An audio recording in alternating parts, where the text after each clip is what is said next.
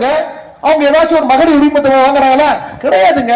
இப்ப மாத்திக்கிட்டு பேரை மாத்திக்கிட்டு முதியோர் உதவி தொகை தான் இப்ப மகளிர் உரிமை தொகைன்னு சொல்லிக்கிறாங்க. எதற்காக சொல்றேன்னு சொன்னா, இந்த மகளிர் உரிமை தொகையை அன்றைக்கு ஆட்சிக்கு வருவதற்கு முன்பாக என்ன சொன்னாங்க? எல்லா தாய்மாருக்கும் தருவோம்னு சொல்லி போட்டு ஆட்சிக்கு வந்த உடனே இன்னைக்கு வந்து தகுதி உள்ள தாய்மார் தருவோம்னு சொல்லி தகுதி உள்ள தாய்மார் கொடுத்தாங்க. அடுத்தது என்ன நிலைமை?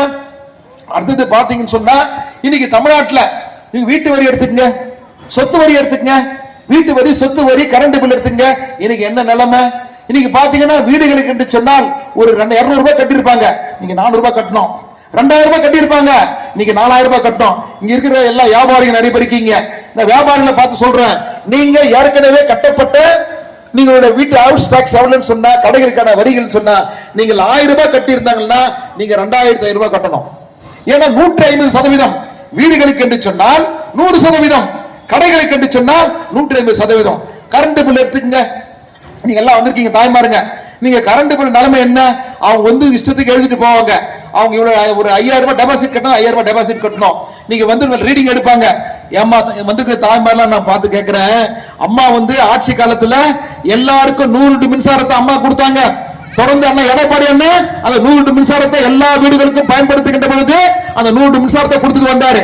இன்னைக்கு ஆளுகின்ற அந்த அரசாங்கம் ஒரு வீட்டுல ஒரு 250 300 யூனிட் மின்சாரத்தை பயன்படுத்துகிறார் என்று சொன்னால், அன்றைக்கு புரட்சி தலைவி அம்மா ஆட்சி காலத்துல, அண்ணன் எடப்பாடி ஆட்சி காலத்துல அந்த 100 மின்சாரத்தை கழித்து விட்டு இந்த 250 யூனிட்ல 100 கழித்து மீதி 150 யூனிட்டுகளுக்கு தான் பணத்தை வசூல் பண்றேன்னு சொல்ல முடியுமா?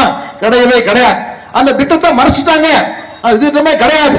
புரட்சி தலைவி அம்மா அவர்கள் அன்றைக்கு திராவிட முன்னேற்ற கழக அரசு ஆட்சியில் இருக்கின்ற பொழுது அம்மா சொன்னாங்க, இந்த தமிழ்நாட்டில் நான் மீண்டும் தமிழகத்தில் முதலமைச்சராக நான் பொறுப்பேற்கின்ற பொழுது தமிழகத்தை மின்மிகை மாநிலமாக உருவாக்கி தருவேன்னு சொன்னாங்க.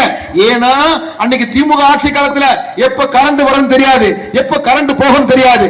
அப்படிப்பட்ட சூழல்ல புரட்சி தலைவி அம்மா அவர் சொன்னத அம்மா ஆட்சிக்கு வந்த உடனடியாக தமிழகத்தை மின்மிகை மாநிலமாக மாற்றி தந்து அனைவருக்கும் 100 யூனிட் மின்சாரத்தை புரட்சி தலைவி அம்மா அவர்கள் இலவசமாக வழங்கினார்கள்.